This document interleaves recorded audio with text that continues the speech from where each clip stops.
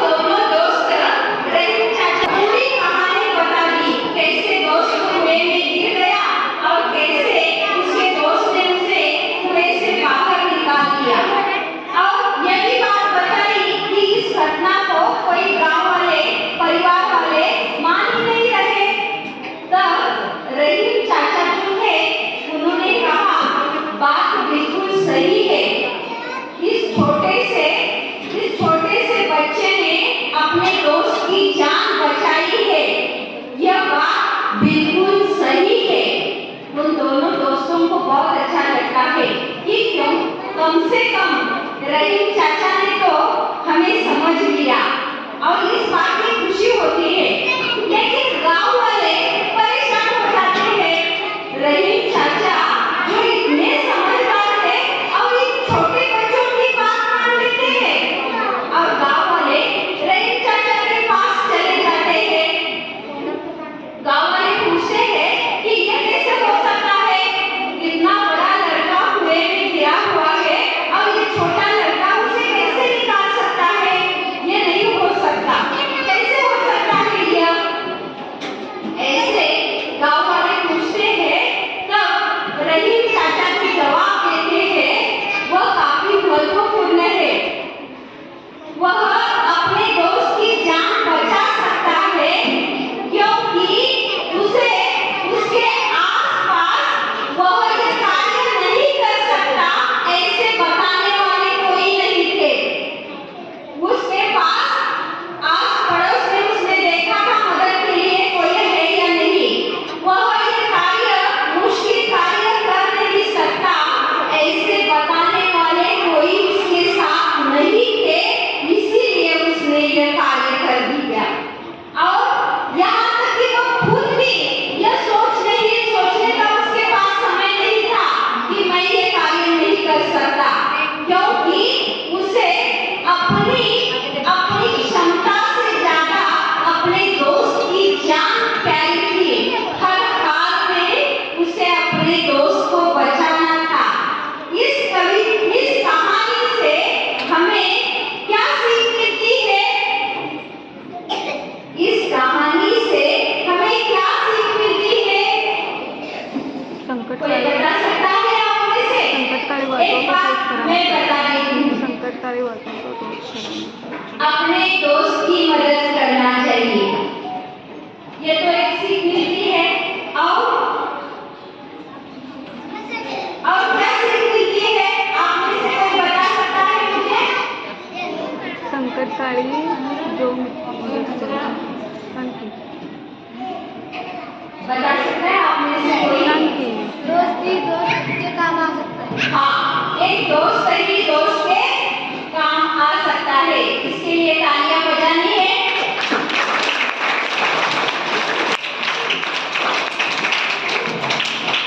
अब बहुत महत्वपूर्ण सीख इस कहानी से मिलती है, वह यह है कि जब हम कोई कार्य करने के लिए आगे बढ़ते हैं, तब आसपास के कुछ ऐसे लोग होते हैं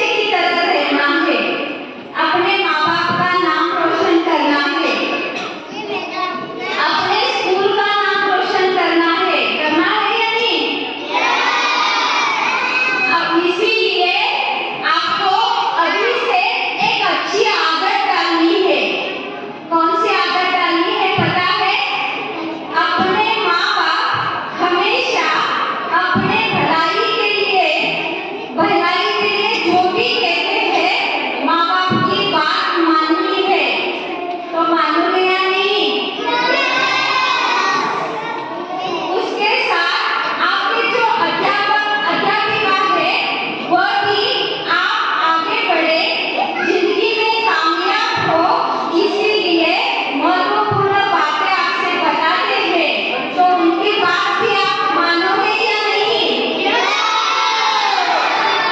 आप तो बहुत होशियार और समझदार हैं। माँ बाप की बात जो मानते हैं, माँ बाप के प्रति जो आदर करते हैं, अध्यापक के प्रति जो आदर करते हैं, वह जिंदगी में बहुत बड़े बन जाते हैं। तो आप भी बड़ा बन जाना है ना आपको भी। तो मेरी ये कहानी आपको अच्छी लगी? और एक कहानी सुनना चाहेंगे? मुझे भी बहुत अच्छा लग रहा है आपको कहानी सुनाते हुए। और एक कहानी है जो अध्यापक और आपके जैसे छात्रों की है। छोटी सी कहानी है, वो मैं आपको बताना चाहती हूँ। आपकी तरह जो जैसे आपकी ये कक्षाएं हैं, उसी तरह बहुत सी कक्षाएं थी। आपके वैसे बहुत समझदार छात्र आप आपस में बातें कर रहे हैं। कक्षा में एग्जाम शुरू हो गई थी। सभी छात्र अपना पेपर लिखने में मग्न थे। सभी छात्र पेपर लिखने में मग्न थे। अध्यापक जैसे अभी आप पर सुपरविजन कर रहे हैं, वैसे सुपरविजन कर रहे थे। और सुपरविजन करते करते वह नहीं है, मेरी घड़ी नहीं है और वह घड़ी काफी कीमती है। तब अध्यापक परेशान हो जाते हैं। इस कक्षा से कोई बाहर भी नहीं गया, बाहर का कोई व्यक्ति अंदर नहीं आया, तो इस छात्र की घड़ी गई कहाँ?